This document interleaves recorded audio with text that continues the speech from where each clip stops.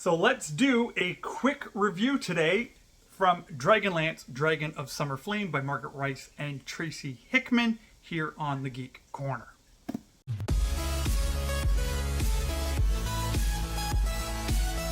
Hey everybody, it's RevKev. Welcome back to the channel. So appreciate you being a part of the community here. We just hit 1,700 subscribers. Blows my mind. I so appreciate each and every one of you just geeking out, hanging out with me, and being part of the community here.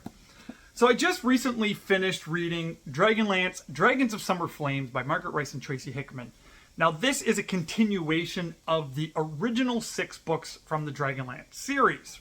Dragonlance Chronicles, first 3 books that first came out in the early 1980s, followed up with the other 3 books of Dragonlance Legends, and this is kind of like a direct sequel to that storyline. Now there's been a lot of books that have come out in between the original 6 and this one, but this is kind of the first one that's really kind of a direct sequel, at least in my opinion, to that Chronicles and Legend story. Now, I'm not going to give spoilers in here. I will talk about some of the characters in this book, but I won't spoil any major plot lines that are happening in the book, except for the ones that are kind of on the back cover, okay? Because even though it's a season of peace, and they would have thought after the War of the Lance and after Raceland trying to become a god, that, the world of Krynn would get a little bit of a break. But in fantasy, that just doesn't work that way, and the gods are constantly restless, and there's just always something going on.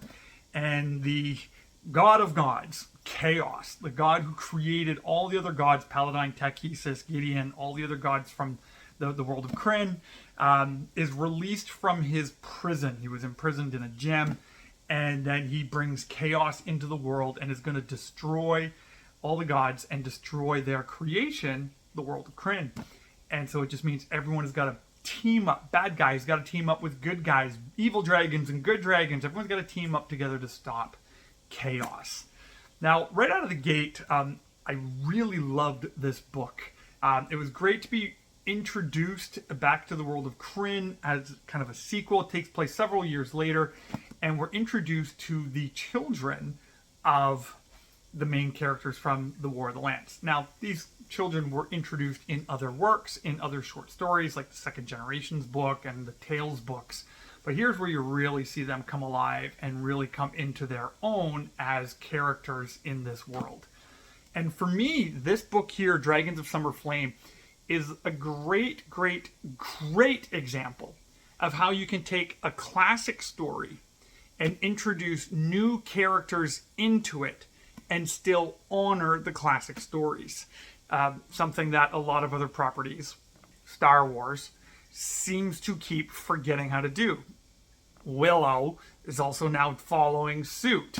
But they honored the characters Tanis, Caramont, Raceland, Sturm, Kitiara, Goldmoon, Morana. Like all the original characters that we know and love from the original Dragonlance series are well honored in this book. Doesn't mean their lives are always easy. Doesn't mean they always live happily ever after.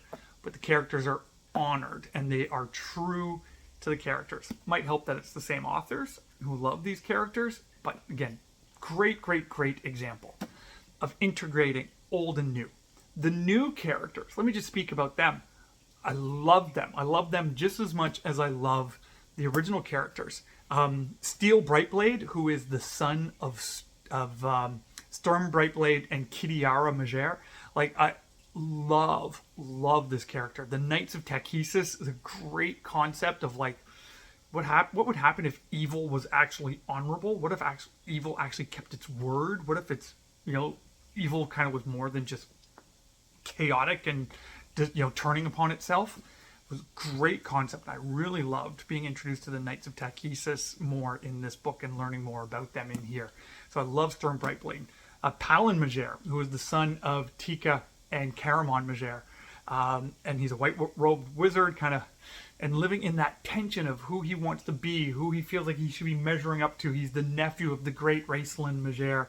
And so, oh my goodness, loved him. I loved his tension. I loved his story arc, and I thought he was great. What's her name? Yushua. Sorry, bad list. The potential daughter of Raceland, her story. Like, everyone was just so well thought out. Great story arc and just well put together. Now, my only criticism of this book was it was quite rushed. Now, it's a big book. It's like almost 600 pages, but it felt very rushed at the end of it. And from what I've learned on the internet, the reason it was rushed is because it was originally supposed to be a trilogy, but TSR was going through some financial trouble, so they just pumped it out in one book instead of 3, which makes sense. But they did make up for it, and I haven't read these books yet, but right here in my Dragonlance collection, I got 5 books that take place in the Chaos Wars, stories that take place during the quick little tiny war that happens in here that we don't learn much about. I got 5 additional books here that I'm going to start to read to expand my understanding of what really went down in the Chaos War that was introduced here.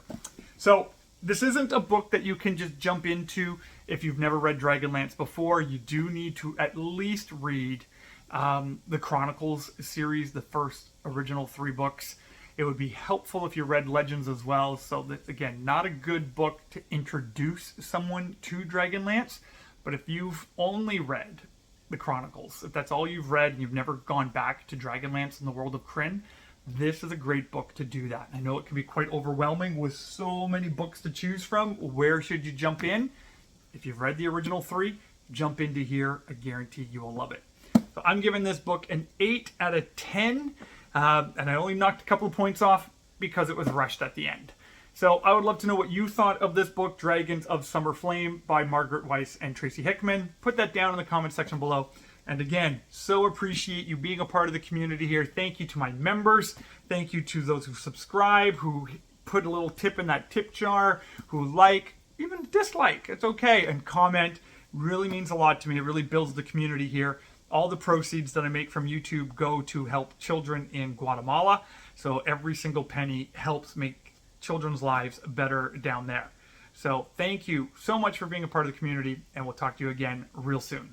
God bless.